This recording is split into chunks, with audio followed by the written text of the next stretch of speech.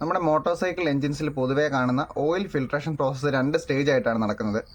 അതിൽ ഒന്ന് വരുന്നത് ഒരു ഓയിൽ സ്ട്രെയിനറാണ്. ഈ ഓയിൽ സ്ട്രെയിനർ നമ്മുടെ ഓയിൽ പമ്പിന് മുൻപിലായിട്ടാണ് ഉണ്ടാകുക. എന്ന് പറഞ്ഞാൽ ഓയിൽ പമ്പിലേക്ക് ഓയിൽ കയറി പോകുന്നിടത്താണ് ഒരു ഓയിൽ സ്ട്രെയിനർ ഉണ്ടാകുക. അത് കഴിഞ്ഞ് രണ്ടാമത് ഒരു ഫിൽട്രേഷൻ പ്രോസസ്സ് കൂടെ നടക്കുന്നുണ്ട്. ആ ഫിൽട്രേഷൻ പ്രോസസ്സിൽ ഈ പറയുന്ന ഓയിൽ സ്ട്രെയിനർ വഴി കടന്നു പോകുന്ന ഓയിൽ സ്ട്രെയിനറിനെ അരിച്ചെടുക്കാൻ പറ്റാത്ത അത്രയും തീരെ ചെറിയ പാർട്ടിക്കിൾസിനെ ഫിൽട്ടർ ചെയ്തെടുക്കുന്നതിന് വേണ്ടിയാണ് ഒരു സെക്കൻഡായിട്ട് ഒരു ഫിൽട്രേഷൻ പ്രോസസ്സാണ് നടക്കുന്നത്. അത് യൂഷ്വലി ഒരു പേപ്പർ ഫിൽട്ടർ വെച്ചിട്ടോ അല്ലെങ്കിൽ ഈ ബൈക്കിൽ കാണുന്നത് പോലെ ഒരു റോട്ടർ ഫിൽട്ടർ അല്ലെങ്കിൽ സെൻട്രിഫ്യൂഗൽ ഫിൽട്ടർ എന്ന് പറയുന്ന ഒരു ഫിൽട്ടർ വഴിയായിട്ട് ആയിരിക്കും ചെയ്യുക. ആദ്യത്തെ ഫിൽട്രേഷൻ നടക്കാൻ സഹായിക്കുന്ന ഓയിൽ സ്ട്രെയിനർ ഈ ബൈക്കിൻ്റെ ഈ ഭാഗത്തായിട്ടായിരിക്കും ഉണ്ടായിരിക്കുക. ആ ഓയിൽ സ്ട്രെയിനർ എന്ന് പറയുന്ന ഒരു ചെറിയൊരു അരിപ്പയാണ്. ആ അരിപ്പയ്ക്കുള്ളിലൂടെ തീരെ ചെറിയ പാർട്സിനെ ഫിൽട്ടർ ചെയ്ത് പിടിച്ചു നിർത്താൻ അതിന് സാധിക്കില്ല. അതുകൊണ്ട് അതുവഴി കടന്നു പോകുന്ന പാർട്സിനെ പിടിച്ചു നിർത്താൻ വേണ്ടി രണ്ടാമത് ഇങ്ങനെ റോട്ടർ ഫിൽട്ടർ കൊടുത്തേക്കുന്നത്. ഈ റോട്ടർ ഫിൽട്ടർ പിടിപ്പിച്ച് വെച്ചേക്കുന്നത് ഈ ബൈക്കിൻ്റെ ക്രാങ്ക് ഷാഫ്റ്റിലാണ്. ബൈക്കിൻ്റെ ക്രാങ്ക് ഷാഫ്റ്റിനും സിലിണ്ടർ പിസ്റ്റണിനും വേണ്ട ലൂബ്രിക്കേഷനും കൂളിങ്ങും കൊടുക്കുന്ന ഓയിൽ ക്രാങ്ക് ഷാഫ്റ്റിലേക്ക് പോകുന്നത് ക്രാങ്ക് ഷാഫ്റ്റിൻ്റെ ഈ ദ്വാരത്തിലൂടെയാണ്.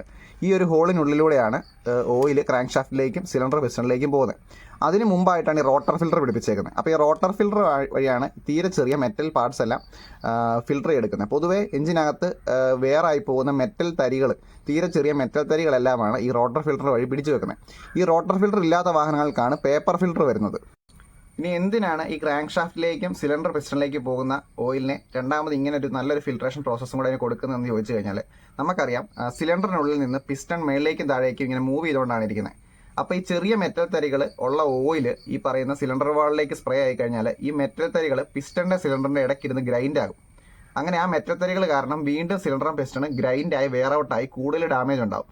അങ്ങനെ സിലിണ്ടർ സർഫസിൽ സ്കോറിംഗ് ഉണ്ടാവും, പിസ്റ്റണിൽ സ്കോറിംഗ് ഉണ്ടാവും, പിസ്റ്റൺ സ്കഫിംഗ് എന്നൊക്കെ പറയും. പിസ്റ്റൺ സിലിണ്ടറിനകത്ത് കിടന്ന് ഒരയുന്നതിന് അങ്ങനെ ഒരഞ്ഞ് ഇത് വിയർ ഔട്ട് ആകാനുള്ള സാധ്യതയുണ്ട്. ഈ റോട്ടർ ഫിൽറ്ററിനകത്ത് മെറ്റൽ തരികളായിരിക്കും ഉള്ളത്. ഈ വണ്ടിയുടെ ഓയിൽ സ്ട്രെയിനർ ക്ലീൻ ആയിരുന്നു പറഞ്ഞാൽ ഇതിൻ്റെ റോട്ടർ ഫിൽറ്റർ തുറന്നപ്പോൾ അതിനകത്ത് കാണുന്ന അവസ്ഥ ഇതാണ്. ഇതുണ്ടത്, ഈ കാണുന്ന സാധനം മുഴുവൻ മെറ്റൽ തരികളാണ്. ഇതെല്ലാം എഞ്ചിനുള്ളിൽ നിന്ന് വെയർ ഔട്ടായ മെറ്റൽ തരികളാണ് ഈ കാണുന്നത് മുഴുവൻ. ഇനി എൻ്റെ കയ്യിലിരിക്കുന്ന ഇത് കണ്ടു, ഇതൊരു മാഗ്നറ്റാണ്. ഈ മാഗ്നറ്റ് കാരണം ഇതിനെ പിടിച്ചെടുക്കുന്നുണ്ടോ? കാരണം ഇത് മൊത്തം മെറ്റൽ ഡസ്റ്റുകളാണ്, മെറ്റൽ തരികളാണ്. പരമാവധി 10,000 അല്ലെങ്കിൽ 15,000 കിലോമീറ്റർ ഇങ്ങനെ ഓർത്താൽ മതി. ഒരു 4 ഓയിൽ ചേഞ്ച് അല്ലെങ്കിൽ 5 ഓയിൽ ചേഞ്ച് കൂടുമ്പം ഉറപ്പായിട്ട് ക്ലച്ച് കവർ തുറന്നിട്ട് അതൊന്ന് ക്ലീൻ ചെയ്യുന്നത് വളരെ നല്ലതാണ്. എഞ്ചിൻ പണിക്ക് ശേഷമാണെങ്കിൽ എഞ്ചിൻ പണിക്ക് ശേഷം ഉള്ള ഫസ്റ്റ് ഓയിൽ ചേഞ്ചിന് ക്ലച്ച് കവർ തുറന്ന് ഈ സ്ട്രെയിനർ ക്ലീൻ ചെയ്യേണ്ടത് വളരെ അത്യാവശ്യമാണ്. ഇനിയിപ്പം ഇത് തുറന്ന് ക്ലീൻ ചെയ്യാൻ പോയി കഴിഞ്ഞാൽ ആകെ നമുക്കുണ്ടാകുന്ന മെറ്റീരിയൽ പാർട്സിൻ്റെ ചിലവെന്ന് പറയുന്നത് ഈ റോട്ടർ ഫിൽറ്ററിന് ഒരു പാക്കിംഗ് ഉണ്ട്, അതുപോലെ തന്നെ ക്ലച്ച് കവറിന് ഒരു പാക്കിംഗ് ഉണ്ട്. ഇത് രണ്ടും മാത്രമേ നമുക്ക് കോസ്റ്റ് വരുന്നുള്ളൂ. പിന്നെയെന്ന് പറഞ്ഞാൽ ലേബർ മാത്രമേ ഉള്ളൂ. അതുകൊണ്ട് വലിയ ചിലവാകുന്നൊരു പരിപാടിയല്ല. നിങ്ങളിത് ചെയ്യുവാണെങ്കിൽ ഈ സ്ട്രെയിനറുകളെല്ലാം ക്ലീൻ ചെയ്തിടുവാണെങ്കിൽ ഓയിൽ സർക്കുലേഷൻ നല്ലപോലെ ഉണ്ടാകുകയും വണ്ടിക്ക് ലോങ് ലൈഫ് കിട്ടുകയും ചെയ്യും.